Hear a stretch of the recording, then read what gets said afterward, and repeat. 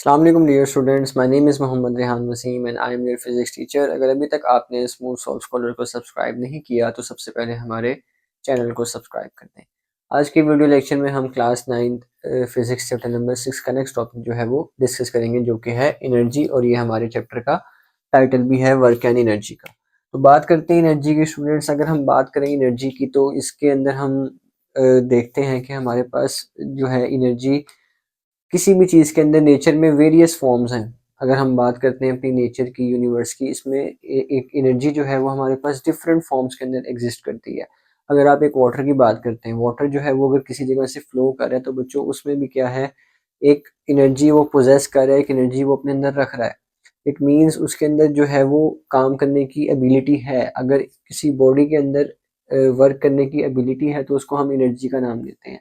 अगर कोई वाटर जो है वो कहीं से फ्लो कर रहा है, इट मीन्स हम उस वाटर को यूज़ करके जो है वो कोई स्पिलवेज चला सकते हैं, कोई टरबाइन चला सकते हैं, टरबाइन से जनरेटर और इलेक्ट्रिसिटी प्रोड्यूस करवा सकते हैं, जैसे कि हम एक डैम के ज़रिए करते हैं। तो एनर्जी आसान लफ्ज़ों में हम यहाँ जो है वो किसको कहते हैं कि अगर किसी बॉडी के अंदर इतनी एबिलिटी है कि कोई वर्क डन कर सके, कोई काम कर सके, तो उसको हम क्या कहते हैं, एनर्जी कहते हैं। तो ability to do work is known as energy. अब एनर्जी हमारे पास वेरियस फॉर्म में आती है, in the form of light. सबसे मेजर आपके पास लाइट की जो एग्जांपल है वो क्या है, सन।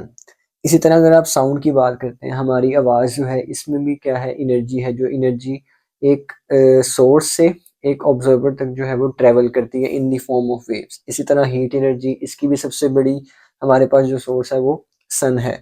Nuclear energy, different nuclear reactions करवाए जाते हैं जिसमें फिजन और फ्यूजन रिएक्शन है, उनमें जो एनर्जी प्रोड्यूस हो रही है वो न्यूक्लियर एनर्जी। केमिकल एनर्जी, एक सेल के अंदर या किसी भी केमिकल्स के अंदर जो एनर्जी स्टोर है उसको हम क्या कहेंगे, केमिकल एनर्जी। इलेक्ट्रिकल एनर्जी आपकी जो है करंट जब मूव करता है वो जो एनर्जी कैरी करता है इलेक्ट्रिकल एनर्जी। मैकेनिकल एनर्जी, ये एनर्जी आपकी डील करती है मोशन के साथ। तो ये वेरियस फॉर्म्स जो है एनर्जी की वो एग्जिस्ट करती है हमारे पास। अब यहाँ पे एक इम्पोर्टेंट पॉइंट एनर्जी से रिलेटेड आता है बच्चों हमारे पास, कि एनर्जी जो है इसको हम एनर्जी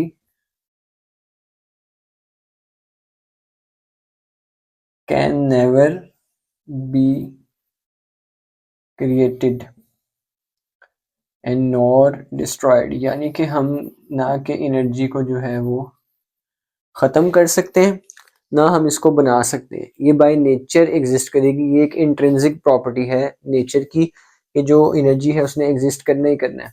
लेकिन हम अगर इसको बना नहीं सकते या इसको हम ख़त्म नहीं कर सकते, लेकिन हम इसको एक फॉर्म से दूसरी फॉर्म में कन्वर्ट कर सकते हैं। फॉर एग्जांपल, हम अपने हैंड रब करते हैं, ये बेसिकली मैकेनिकल एनर्जी है।